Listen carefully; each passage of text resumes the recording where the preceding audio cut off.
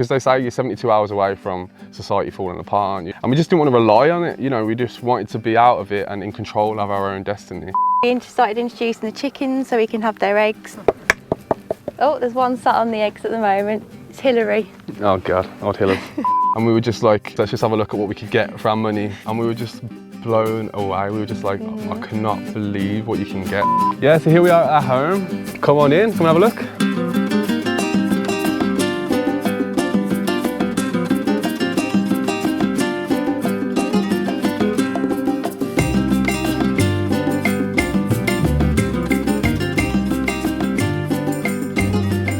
Alright guys, welcome back to another video. Today we're meeting up with Jack and Georgia in Spain, who've moved to the middle of nowhere to live off-grid.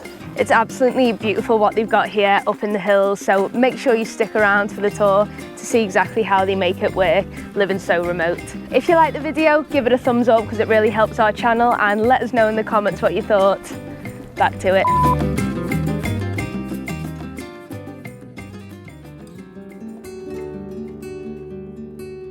We're Georgia and Jack, and we've been living for off-grid nearly 6 years now in Spain.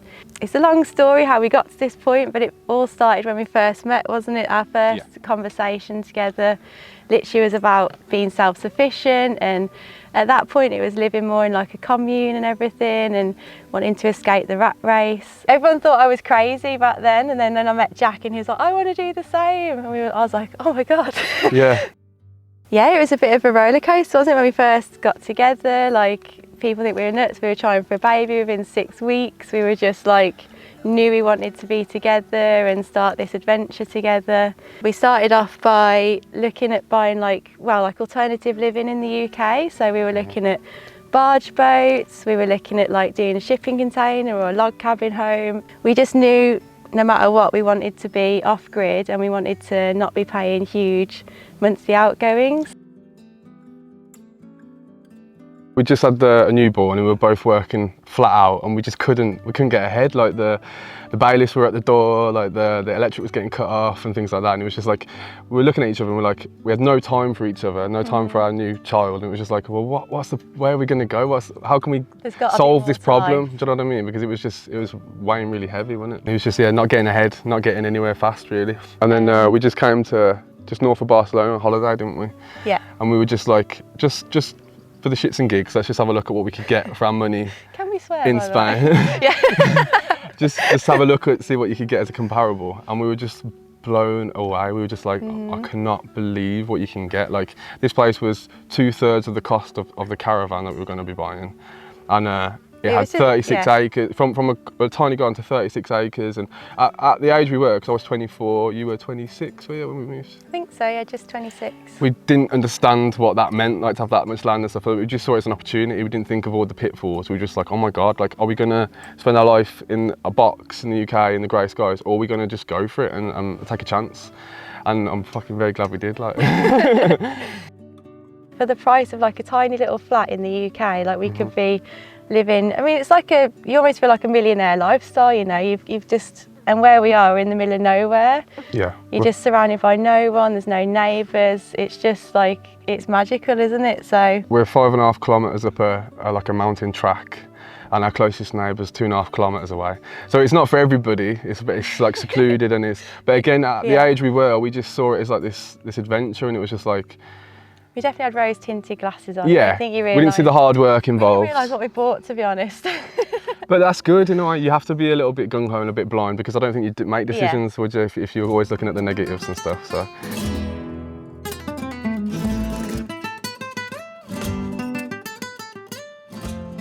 So this is our finca. It's called Maston Puchol on the paperwork. It's a 36-acre olive farm. We also have a few almond trees, pomegranates, fig trees. Yeah. It's been around for hundreds of years, possibly thousands of years. Like, if you can, I don't know if you guys can see the shots, but the terrace walls right at the top of the mountain there, these date back to like Roman times. So it's like, we always say we feel like we're living in a museum. It's just incredible, isn't it? But yeah, here she is.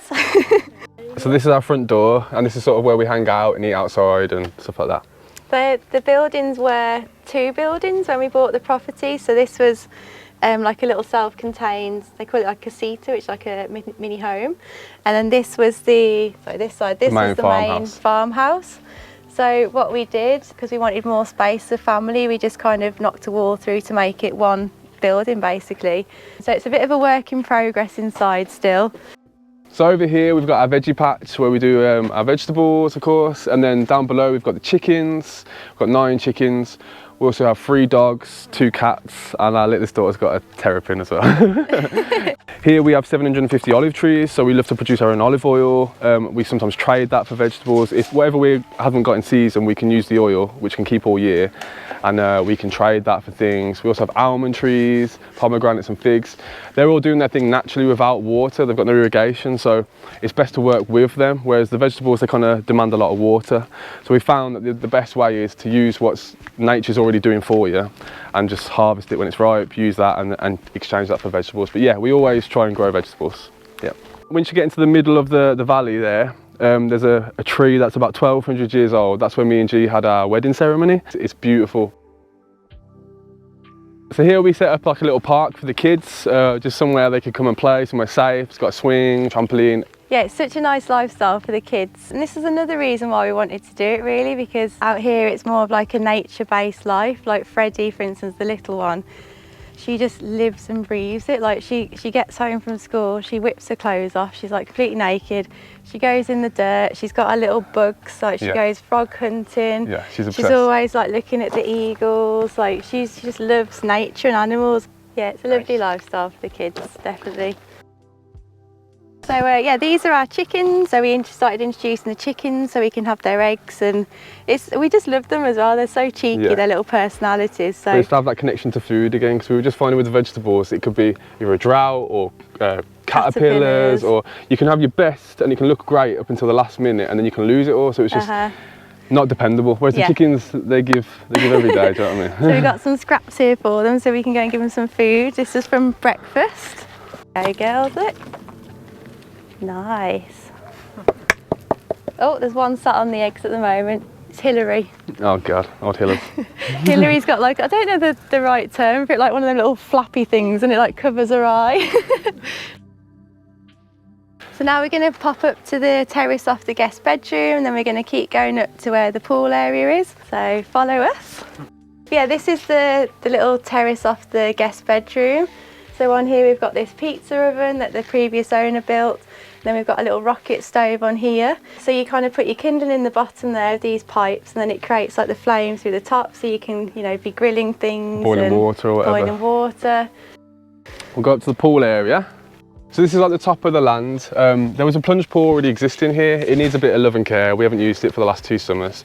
But we put this bar area in, just somewhere to hang out, do a bit of yoga, and we actually built this with the idea of having our wedding party up here. So we had 60 people up here, we had a guy playing music in the corner, a good friend of ours, and yeah, it was kind of built for that reason, wasn't it? It's just beautiful, like with the view down. You feel like you're kind of on top of the world up here, and then obviously got the eagle's nests, and you're looking down at all the olive groves. So because it's so far from the pub, we had to chuck a bar in, you know. Yeah, so when we did used to use the pool, like we've not really used it in the last couple of years, that's why it looks a bit run down, but we get the water delivery guy to come up with his water tank on a tractor. He would fill this up with 4,000 litres of water. Yeah. And then when like the kids were done with it, because it does evaporate so quickly. Get about 10 days out of it, wouldn't we? Yeah, we get about 10 days and you're thinking, oh, we're wasting this water. So we would then gravity feed it down into the tank by the house. So we just use that then for the house. So one of the things that we like love to do is we go around as a family and we collect fossils. So we've just literally found this one here. Yeah, they're just beautiful. We'll show you our collection inside, but like all of these walls, like you'll just see little fossils in them. Yeah, it's just crazy to think it's like millions of years old. They're everywhere, honestly, it's crazy. So in the house we have 2 macerating toilets. So although you're using power to flush, you're saving so much on water. So that was the priority for us, to save water. So here is our outdoor toilet. It's like, what do we call it? Like the long drop or the loo with the view? Loo with the view. And it's basically Jack shitter. Yeah. So I come and get a bit of peace and quiet. So it's a very simple system. You do your business, there's some shavings on top, and after a couple of years, the bottom layers are good enough to be chucked on your veggie patch, and you can use it for your plants. But you can literally sit and have a shit and look at the eagles, can't you? Yeah. Like, they just like glide by. It's pretty magical. And then it's got these pipes here, so obviously like, any of the smell kind of gets taken up. So you can never smell anything, can you? So this is how we exit the property up this track. This is our drive, and it joins onto a track, but there's probably about 500 metres of drive, all angled downhill. So when the rain comes, this literally turns into a stream. So what we did is we put this hump in along here, like a speed bump, and a slight gutter. We could finish this off better, much better, with like a grate and some cement and stuff. But it goes along into that channel there, into the column, so all the heavy stuff drops down, and then the clean water rises out and fills up this 31,000 litre tank that we've installed.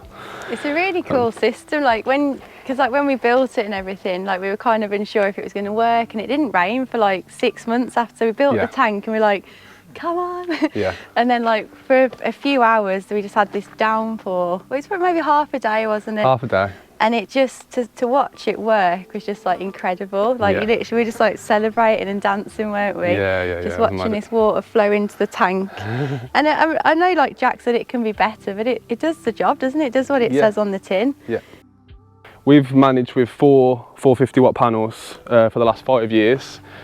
And then in here we have a battery shed. We've got a Victron inverter and a G-cell lithium battery, also a control charger, and then we also have this Honda generator as a backup.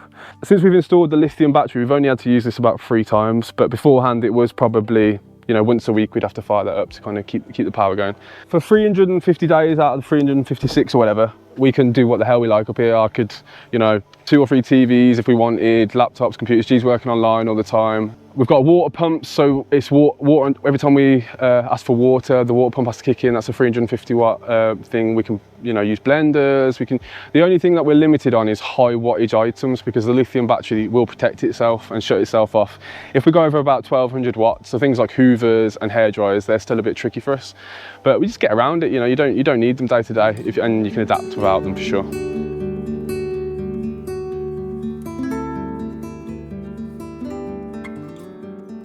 So for the run-ins of the property, it's really cheap, to be honest. So we have gas bottles for our boiler as well, so that's for the hot water. We've got a gas bottle on the cooker, and then a gas bottle for our little heater. Every now and then, though, again, that's not in the winter, that's not every day. That's just to help out if the logs are low or whatever, or it's just a backup. But so yes, you could say 120 a year for gas bottles. Effectively, water's free. You can also fill up.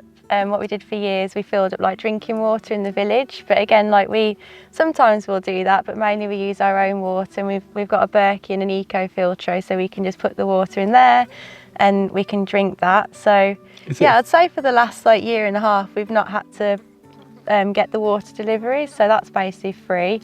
And obviously the investment of the tank, you know, when you break that down, that was kind of a big cost. I think that was about 2,000 euros in total. But again, like up here it's difficult because we looked at maybe getting a borehole, but in Spain you have to get a licence for that, so they might not have granted the licence. And they might not have found it, eh? It might not then you dig in, you know, X amount per metre, and they might not even find the water, so that was a big risk. Yeah, so it seemed like the tank, because the mountain base is, I almost think of it as like a big roof surface, so it catches all this water and it runs down. So that's why we thought the tank was the most like cost-effective way, and it is amazing how quickly it fills up when it rains. And then heating the house, that's free. Well, it's wear and tear on the tools, right? So you've got to buy a bar and a chain every year, probably every season. So you're looking at like maybe 80 quid just for a bit of chainsaw maintenance, and then the chainsaw initially. But yeah, no more than 80 euros a year.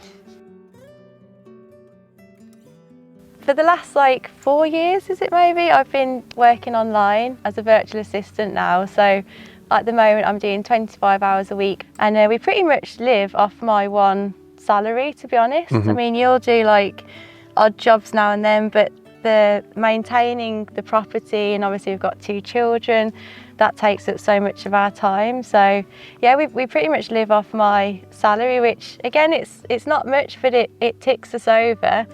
It's difficult, say, when things like, I don't know, the cars because where we live, like we're up a 4.5 kilometre track, and it's quite vigorous in parts. And so the cars are in and out of the garage quite frequently. Like one of our cars in the garage as I'm saying this. Yeah, because you put a hole in the sump, didn't you? You've done it 7 times this year. No. We wanted to be like off-grid in the mountains purely for the seclusion. I'd say me and Jack kind of looked into, we just felt like society was very vulnerable. We don't want to depend on a system. We wanted to, the dream was originally to come out here and be self-sufficient, self-reliant, and kind of look after ourselves, either it's producing olive oil off the trees that we can trade, or growing our own vegetables, or raising, we were vegan at the time, but now to raise our own animals potentially, and just to live completely out of it. So like, if there was a problem, if there was another pandemic, if there was something global that could kind of like, you know, stop him, because they say you're 72 hours away from society falling apart, aren't you? Like if the petrol stops, if the supermarkets aren't stocked and all that sort of stuff. And we just didn't want to rely on it, you know, we just wanted to be out of it and in control of our own destiny. And again, I think we're so far out because as well, when we came here, we weren't really looking at the pitfalls, we weren't really thinking, we just saw the opportunity. We weren't even thinking, oh, we're 5 kilometres from the town, you know what I mean? It was like, look at this place, it's gorgeous. I could stay here and be happy, and that was sort of the thinking, really.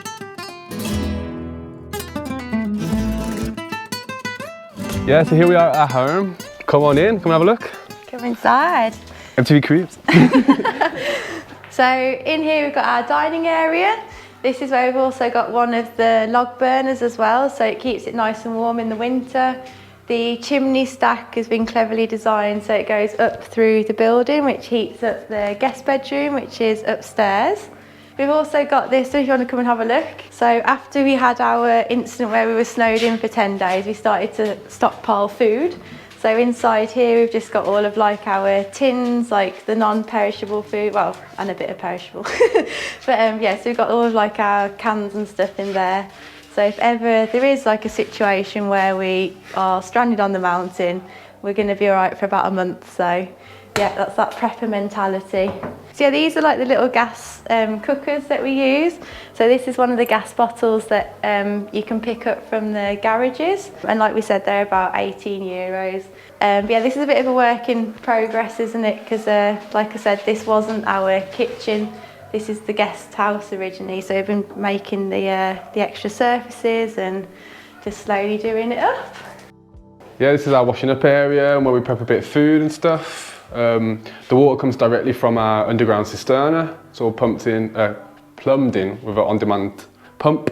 All of the wastewater from the property as well, so all like the grey water feeds all of the flower beds outside of the property. So again, it's just like everything that we waste, it's reused to feed the plants. Water gets used 2 or 3 times here. Yeah.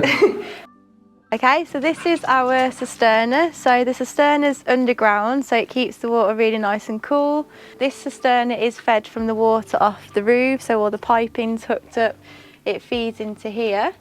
And then we just simply have this pump, it's an electric pump, and it just sucks up the water and feeds the house. So yeah, it's super simple, but it works really, really well.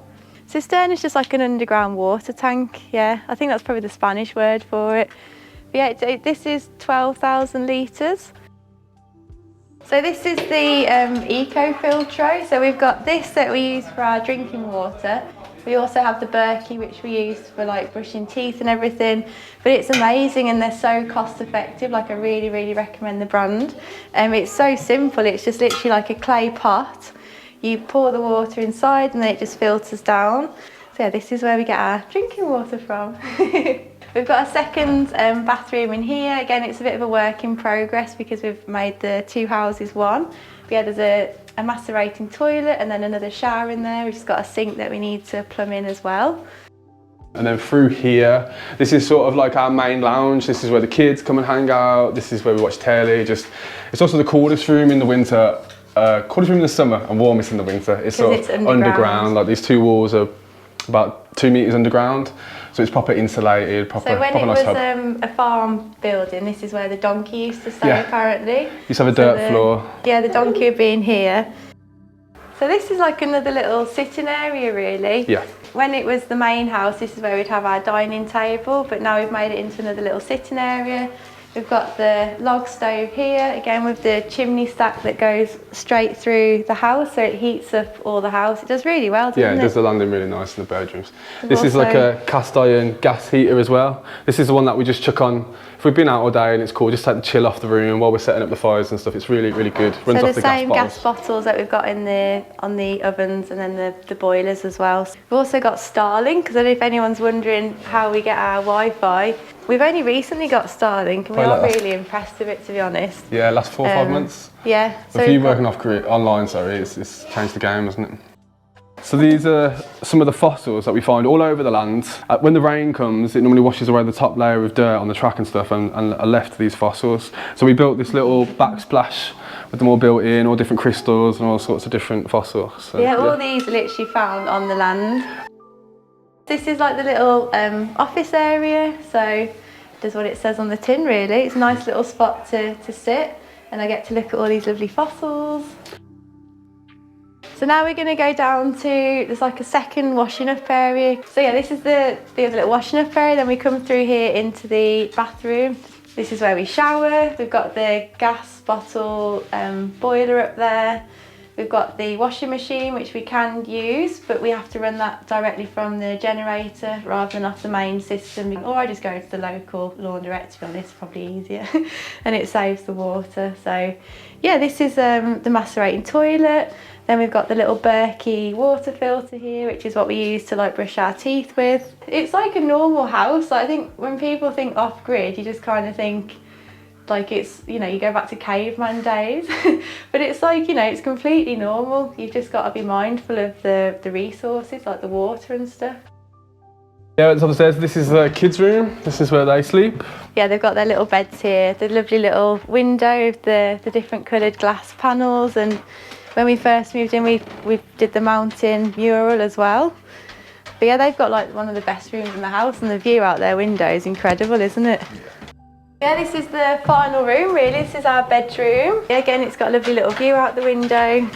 Yeah, there's nowhere else to show really, is there now? No, plenty to go.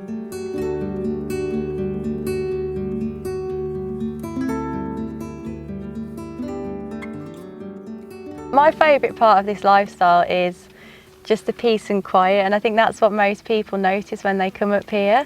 And I think it's really nice how connected you feel to nature as well, and like we were saying, you're very in tune with the seasons, so you know, like you appreciate every season because of what it brings. Like spring and autumn, you can be foraging wild asparagus, you can be foraging wild rocket leaves, like, you know, in autumn you're picking the olives. In the summer you're grateful because you got the sun shining and the power's like, you know, amazing. When it rains you're really happy because you're filling up your tanks. It's like you're really living with it. Again, that comes with its flaws as well. It's one of those, you know. We've had some like extreme storms up here where it sounds like there's a war going on because of where we are, like an amphitheatre of the valley. It's like when there's thunder, it's just like and like you feel the glass shaking in the windows and you're like, oh my goodness. And then when we had probably like five winters ago or 4 winters ago, we had huge like snowstorm, which again, it was insane. It was like Narnia up here. We had 4 feet of snow overnight. In a way it was amazing because you're like, wow, this is magical, like how beautiful. But then you're kind of looking at your resources thinking, oh, like my food's running out a bit, like we can't actually get off the mountain here. So after that we learned a lesson of being like more prepared. So we've got like a month's boxes worth of and boxes of food, like dry food, rice, all that firewood, kind of stuff, ready to go, tins, like everything. So it's that like prepper mentality really. You're almost preparing for anything to happen. And I think, again, people thought we were pretty crazy when we first did this. Like I was saying to you guys, my mum, she was just devastated when she saw this place. Like she couldn't believe, like we wanted to live in the middle of nowhere with no power, no water, all this kind of stuff. She just didn't understand it. But then, you know, when the pandemic came and lockdown and everything, like our life up here didn't essentially change. Like we could walk outside and just be free. People just thought we were like, oh, wow, yeah, they're onto something there. Like, Yeah. they're not so crazy after all. You'd say like the bad parts of living up here, but that's actually what I really enjoy. Like, I love the challenge, and I love that it demands it of you. Like, if there's a problem and you have to solve it yourself, you're on your own up here. You are sort of like when the rain comes and you have to sort of, I don't know, solve a problem. Or I love the challenge that it gives you, and I love that you're marching to its rhythm. It's dictating what's going on, and you kind of have to just go with it. I do love that. It's like a living organism, this house. It's like you live in this like symbiotic relationship with it, where it's just like what you put in, it gives you back. Yeah. Like if you kind of stop and if you give up, everything overgrows. Like, you know, you have to keep maintaining it, and it's hard work, but it's beautiful at the same time. Like, I'd much rather put the effort in than be paying like energy companies extortionate amount of money. As much as I love the peace and quiet and I love the tranquility, sometimes I feel a little bit isolated. And say if like Jack's out and I'm on my own, like sometimes I get a little bit anxious, especially with the children, that I think, you know, if something happens, I can't just call on a neighbour to come and help me. Like it's all on me. So that just made me feel a little bit anxious up here. I guess another drawback is you can't really be spontaneous. Like if we want to just pop out and have a meal on an evening or something, just the logistics of getting everything in order to be able to do that, and the travelling as well. It's not like we've got friends who live in the village and it's just like they can just pop out and have a beer and meet their friends and stuff. We're kind of got to be a little bit more organised with that, which is kind of a drawback. Compared to the UK, like when we were living there, I just felt like I was constantly on a hamster wheel, constantly having to like provide and like earn money, and everything's so fast paced, and like everyone's so busy. Like I've got 3 sisters back there, and it's like everyone's so busy to see each other, and there's no sort of quality time anymore. Everything costs so much, like to go and do anything like that. And I think out here, because you can just slow everything right down, so it's like, I'm just giving an example, but say we had 50 quid left for the rest of the month. It'd be like, okay, well, we're not gonna, you know what I mean? We can dictate that, okay, we're not gonna use the gas bottles, we'll use more wood, or we can kind of have control over that and dictate the time that we're gonna use in the day, because we haven't gotta hit those monthly bills. And the culture of Spain in general, like it's just so much more laid back. Like everyone's on a chill, like trying to get an appointment for everything. It can be a nightmare as well, because if you're trying to do anything fast, everyone's just like so mañana. It's inspired us to want to try and help more people, like create this lifestyle. And so we set up a website called Off-Grid Only Spain, which is basically showcasing like off-grid or semi-off-grid or properties that have the ability to easily be off-grid. Converted. To try and get more people, like especially like the younger generation. So I do think they'll feel very trapped. Like you don't need a huge budget to come and buy some land or have a little building on it, and you could like convert it into a little holiday home, or because I know with Brexit now it's more difficult to come and live out here permanently. Yeah. But you could almost, we have friends who do like the best of both worlds, so they'll go work in the UK for 3 months, earn the money, come back out for 3 months and kind of do it on and off. But our website Off-Grid Only Spain is to try and promote this off-grid lifestyle in Spain, and just to try and get more people to come. So on our website we've got plots of land that are for sale for like €4,000. There's little almacen's for sale for like less than 20 grand, or you could buy a fully all bells and whistles off-grid house for under 100 grand. So yeah, we're just trying to make it more accessible for people to come and have this lifestyle, because we really do feel passionate about it. With a small budget you can do something with that.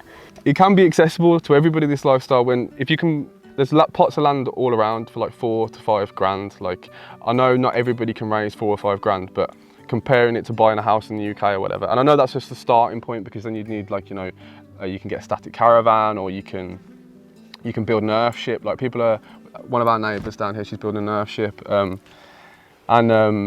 Yeah, for comparably to the UK, if for the price of like a deposit on a place, you could have the whole thing built and bought outright and running. But we should say, like, you have to check with your council and everything, like what you want to do is legal in that area. Like, I don't want to be saying you can just buy plots of land in Spain do what you want, and put a home on it, or obviously you can't build, it's very strict, but maybe like a mobile home or a caravan. Thank you very much for watching. We hope you've enjoyed it, and we hope we've inspired you to want to live off-grid and sort of follow it a little bit more. And yeah, and feel free to check out our website, which is www.offgridonlyspain.com. I will just make it clear we're not estate agents, we are just an advertising platform, so we can put you in contact with registered agents in different areas of Spain. We're also there to share like off-grid living tips. We're going to do consultancy work, so if you want to live off-grid in Spain, you can get in contact with us and we can help you come up with plans or systems to make properties off-grid. I also coach people and help people to learn how to make an income online off-grid, because I think that's a massive issue for people. Is like, well, I want to move to a foreign country, it doesn't even have to be Spain, but how am I going to make an income? So for the last few years I've been learning how to make like passive income online and turning your passions into profits and stuff like this. So yeah, if you head to the website, we can definitely put you in contact with the right people and help you along your journey. Yes. Yeah, thank you so much. Thank you.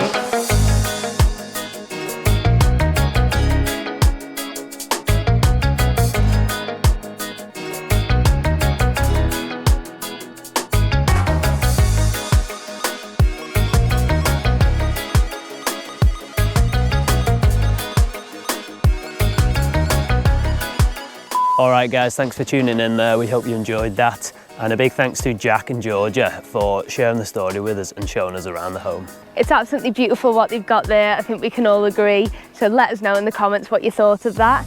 And make sure to follow them on the socials and check out the website as well. All the links will be down below. And thanks again to Jack and Georgia. We'll see you in the next one.